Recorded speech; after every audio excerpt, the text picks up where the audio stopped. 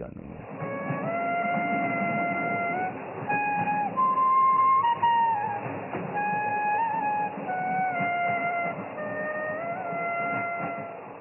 গানটি নির্বাচন করার কারণ ছিল যে পুরো ছবিতে যতগুলো আমরা পেয়েছিলাম বা আমরা ব্যবহার করেছি তার মধ্যে নজরুল ইসলামের কোনো গান ছিল না। আমার মনে হলো কাজী নজরুলের গান মুক্তিযুদ্ধের সময় খুব গুরুত্বের সঙ্গে গাওয়া হতো এবং এটির একটা প্রতিনিধিত্ব থাকা দরকার। দুই হচ্ছে আসলে শিল্পীদের সেই বিষণ্ণ চেহারার মধ্যে, সেই ট্রেনে ক্লান্ত চেহারার মধ্যে মনে হচ্ছিল সেই নিজের দেশের কথা ভাবছে এবং এই নস্টালজিক একটা ব্যঞ্জনা তৈরি হবে যদি আমরা এই গানটি ব্যবহার করি। নদীর দেশেই বাংলাদেশে ভাই সবুজ মায়ায় ভরা, আর আজ পদ্মা মেঘনা যমুনাতে। মনে করার মতো একটা তো প্রচন্ড ইন্টারেস্টিং আছে। আমি জীবনে কোনোদিন পুলিশ স্টেশনে যাইনি, কিন্তু I spent 2 nights in the হাজত। একটা শকুনের দৃশ্য আছে। এই শকুনের দৃশ্যটা ফিল্ম করার সময় আমাদের পুলিশ এসে ধরে নিয়ে যায়, কারণ জায়গাটা ছিল দমদম এয়ারপোর্টের কাছে এবং that was a protected area. We were driving by and I saw these vultures having lunch. There were about 12-15 of them. And I said, stop, stop, stop, stop. And I jumped out of the van with a camera and my assistant ran after me. And we just started shooting these creatures. They were, these predators with huge wings. But as I was running the camera, my assistant said to me, don't look now, Lear, but there's a bloke, he was an Englishman, there's a bloke next to you and he's got a machine gun pointed at your ear. তো আমাদের ধরে নিয়ে বারাসাত জেলে নিয়ে গেলেন এবং যিনি দারোগা যিনি আমাদের ধরলেন উনি মাদারীপুরের, এবং উনি বললেন যে আজকে হয় শাল নাইলে ফাল। মানে he thought this was the catch of his life. And we got locked up and we were put in this very primitive jail with dozens and dozens of cockroaches for 24 hours while the Indian government made a decision as to what was our future. তারপরে খায়ের দুলা ভাই এসে আমাদের free করিয়ে নিয়ে যান বাংলাদেশ সরকারের influence ব্যবহার করে। We were condemned as agents of the American government, and Indira Gandhi personally sent a letter that threw me and my crew out of the country, and that was that. And it was painful because I really wanted to be part of that first wave into Dhaka, and I wanted to finish the story we had begun.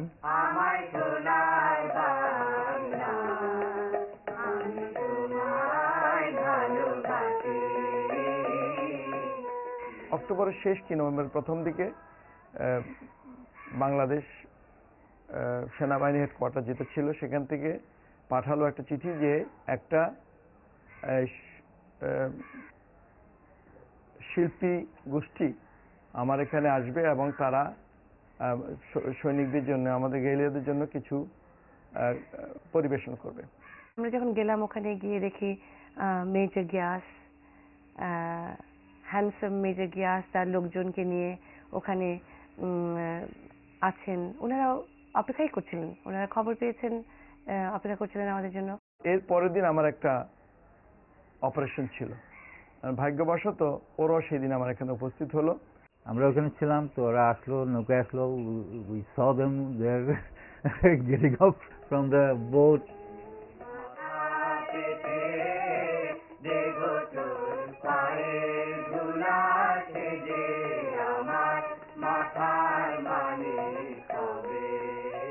অনেক রকমের emotions কাজ করছিল। আমার দেশ, আমার সেখানে মুক্তিযোদ্ধারা আছেন, আমাকে সেখানে অল্পক্ষণের জন্য যেতে হচ্ছে। তারপর যখন গিয়ে পৌঁছালাম আমরা তো একেবারে পাগলের মতো হয়ে গেছি। আমরা তো দৌড়াদৌড়ি ছুটাছুটি শুরু করে দিয়েছি, যে লাফালাফি সবাই হচ্ছে ওখানে যাবেন না, কারণ ভিতরে অনেক অনেক মাইন পোতা আছে, কারণ কোথায় কোনটা আছে জানে, কোনটা মানে যদি ব্লাস্ট করে তাহলে কিন্তু সর্বনাশ হয়ে যাবে, আপনারা কিন্তু যাবেন না এটা মনে। কিন্তু তবুও আমরা এক পা হাঁটি হাঁটি পা করে তাও আমরা গেছি। তারপরে মুক্তাঞ্চলের সেই মাটি আমরা হাতে নিয়ে, যে আমাদের দেশ, আমাদের দেশের মাটি, এটার একটা অন্য রকমের অনুভূতি। মজার ব্যাপার হলো যে আমাদের জাতীয় সঙ্গীতটি কিন্তু যথেষ্ট কঠিন।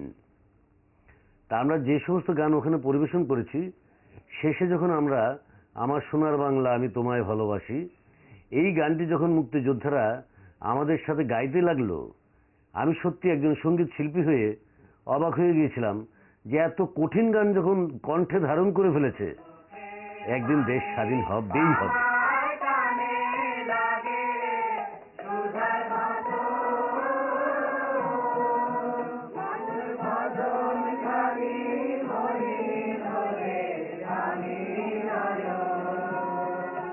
এর নাম মুজিবর, এটার নাম শহীদ।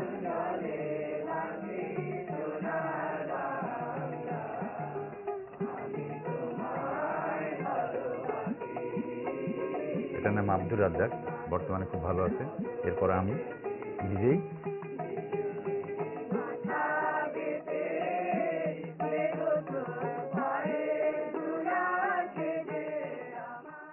যুদ্ধের যে একটা জোশ শক্তি, সেটা তারা আমাদের গান বাজনার মাধ্যমে যোগাইছে। খুব আমার ভালো লাগছে, যেহেতু 1971 সালে যুদ্ধ করেছি 9 মাস। এই 9 মাসের যে ছবির মুক্তি গানের ছবি দেখি খুব খুশি হয়েছি আমি, যে অন্তত ওই 71 সালের স্মৃতি একটা আছে। আমি হয়তো মারা যাব, আমার ছেলে মেয়ে দেখবি, তার ছেলে মেয়েরা দেখবি যে আমার দাদা তারা দেখবে, তারা খুশি হবে।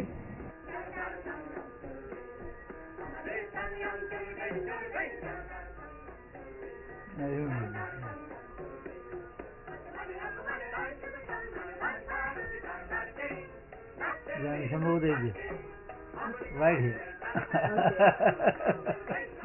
এই যে এই যে রিংটা এখন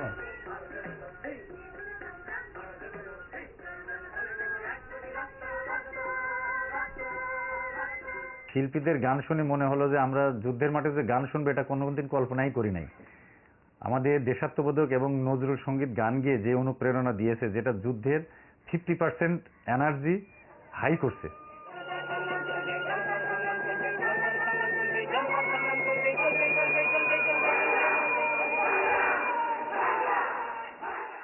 খুব আনন্দ পেলাম।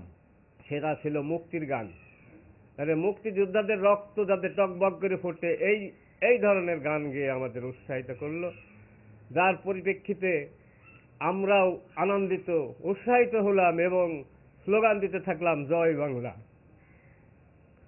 তখন আমাদের মনে উৎসাহ যে আমরা পাক বাহিনী পরাস্ত করব এবং বাংলাদেশকে স্বাধীন করব।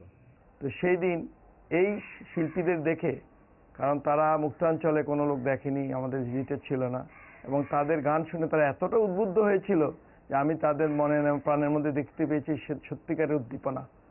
এবং শুনে খুশি হবেন, সেই অপারেশনটা খুবই সাকসেসফুল হলো।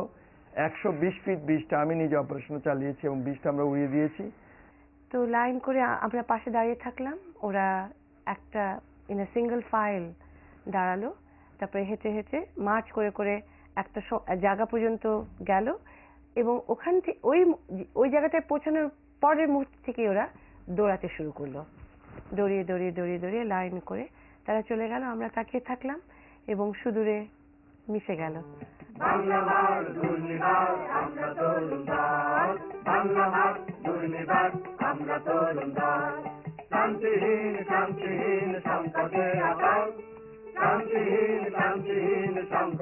আমরা কিছু ফুটেজ পেয়েছি যেখানে মুক্তিযোদ্ধারা মার্চ করে ফ্রন্টের দিকে যাচ্ছেন। যেটা ঘটেছিল যে ওই সময় বেশ হঠাৎ করে বৃষ্টি এসে যায় এবং মুক্তিযোদ্ধারা তারা একটি স্কুল ঘরের মতো ঘরে আশ্রয় নেয়।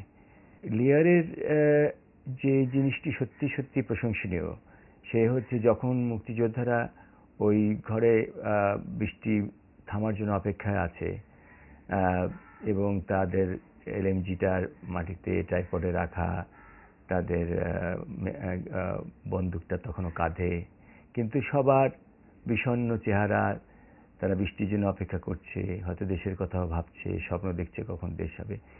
তখন আমরা ভাবলাম কি করা যায়। আমরা ভাবলাম যে ওখানে রেডিওর কিছু যদি শট নেওয়া যায়, 71-এর রেডিও, এবং তার সাথে কিন্তু যদি স্বাধীন বাংলা, বেতার বা কোনো ওই সময়ের প্রচারিত কোনো রেডিওর কিছু মানে অডিও ব্যবহার করা যায়, তাহলে একটা সিকোয়েন্স তৈরি করতে পারবো। এবং সেই জন্য সে আমাকে বলল যে এইরকম পরিবেশ, এইরকম পরিবেশের সাথে মিলিয়ে যায় এখন এইরকম একটা রেডিওর শট, কয়েকটা রেডিওর শট আমাদের দরকার। আমরা সেই ভাবনা থেকে ঢাকায় বেবি ইসলাম প্রখ্যাত ক্যামেরাম্যান, তাকে যোগাযোগ করলাম। তাকে বললাম যে এরকম একটি আলো আধারিতে আধা পাকা একটা বাড়িতে ঘরের মধ্যে রেডিওটা একটা ভাঙা টুল বা চেয়ারের উপরে রেখে আপনি 3টে শট নিয়ে দেবেন আমাদেরকে। জুনায়েদ হালিমের তত্ত্বাবধানে সেই শুটিংগুলো হলো এবং উনি আমাদেরকে পাঠিয়ে দিলেন নিউ ইয়র্কে। রেডিওতে আসলে ওরা কি শুনছে তখন আপনার মানে সবাই জানে বাংলাদেশে যে স্বাধীন বাংলা বেতার কেন্দ্র থেকে চরমপত্র ছিল বা স্বাধীন বাংলা বেতার কেন্দ্রের নানা অনুষ্ঠান তখন মুক্তিযুদ্ধের জন্য সবচাইতে উদ্দীপনামূলক বিষয় ছিল। আমার স্মৃতিতে সবচেয়ে আমাকে যেটা আলোড়িত করত এবং সারা বাংলাদেশের মানুষ চরমপত্র ছাড়া আরেকটা জিনিসের জন্য অপেক্ষা করত, সেই রাত 10টা সাড়ে 10টার সময় সংবাদ পরিক্রমা দেবদুলাল বন্দ্যোপাধ্যায়ের কণ্ঠে। তারিকবাবু টেলিফোন করলেন নিউ ইয়র্ক থেকে। উনি বললেন যে সংবাদ পরিক্রমা ইয়ের জন্য নিতে হবে, মুক্তির গানের জন্য, ফিল্মের জন্য। আমি বললাম খোঁজ নিয়ে জানাবো। কলকাতা স্টেশনে গেলাম বেতার কেন্দ্রে, গিয়ে দেখলাম যে কোনো স্পুল নেই। উনি 2 দিন পরে আমি যখন ফোন করলাম, উনি বলেন তোমার জন্য খুব একটা দুঃখের খবর আছে, ওগুলো 20 বছর রাখা হয় তারপরে সব ফেলে দিতে হয়, কারণ অন্য জায়গা করার জন্য জায়গা থাকে না। তো ওগুলো কিছুই নেই আকাশবাণীতে কলকাতার অফিসে। কিন্তু তখন আমাকে কিছুটা হলেও সান্ত্বনা দিলেন এই বলে যে এটি লিখতেন হচ্ছে প্রণবেশ সেন, ওনার কাছে মূল ম্যানুস্ক্রিপ্টগুলো থাকতে পারে। তো তুমি জুনায়েদকে আমি অ্যাড্রেস দিয়ে দিচ্ছি, ওকে পাঠাও যদি ওনার কাছে থাকে। আমি যখন ওনাকে গিয়ে আমার পরিচয় দিলাম এবং কি কারণে এসছি বললাম, তখন উনি একেবারে চেয়ার থেকে উঠে জড়িয়ে ধরলেন, আমাকে জড়িয়ে ধরে কেঁদে ফেললেন। এতদিন পর আপনারা বাংলাদেশ থেকে কেউ একজন এসছেন আমাদের খোঁজ নিতে। উনি দিয়ে দিলেন সেইগুলো, প্রচুর ম্যানুস্ক্রিপ্ট জুনায়েদ হালিম আমাকে কলকাতা থেকে নিউ ইয়র্কে ফ্যাক্স করে পাঠালো। তার থেকে কয়েকটি অংশ, প্যারাগ্রাফ, 2-3টি ম্যানুস্ক্রিপ্ট থেকে কয়েকটি লাইন নির্বাচন করে একটি প্যারাগ্রাফ তৈরি করে আমি সেটা পাঠিয়ে দিলাম কলকাতায়। কিন্তু মুশকিল হলো যে তার কয়েকদিন আগেই মাদ্রাজে শঙ্কর নেত্রালয়ে উনি গিয়ে চোখের অপারেশন করে এসেছেন এবং উনি 6 ইঞ্চির দূরে কোনো কিছু দেখেন না। প্রণবেশের কাছে স্ক্রিপ্ট আনা হলো, এত ছোট হাতের লেখা যে পারলাম না। তখন ওই তারিক বাবু বড় করে করে দিলেন এবং একে একে আমরা সব কয়টা সিলেক্টেড স্ক্রিপ্ট আমরা রেকর্ডিং করে নিয়ে নিলাম এবং রেকর্ডিং শেষে উনি আমাকে জড়িয়ে ধরে কেঁদে ফেললেন যে আমি আবার 71-এ ফিরলাম, আমার যৌবনে ফিরলাম। এই ক্যাম্পে কয়েক টুকরো বাঁশ বেঁধে স্ট্রেচার তৈরি করে 2 জন আহতকে আনা হয়েছে। একজনের আঘাত গুরুতর, আর একজনের আঘাত কিছুটা কম। গুরুতর আহত লোকটি যন্ত্রণায় মুখ বিকৃত করে বলেছে, ডাক্তারবাবু আমি বাঁচব না, আমার চিকিৎসার দরকার নেই, ও বাঁচবে, ও লড়বে, ওকে দেখুন ডাক্তারবাবু, ওকে দেখুন। ডাক্তারবাবু চোখে জল চিকচিক করে উঠেছে, কত মৃত্যুই না দেখেছেন উনি। দেবদুলাল বন্দ্যোপাধ্যায়ের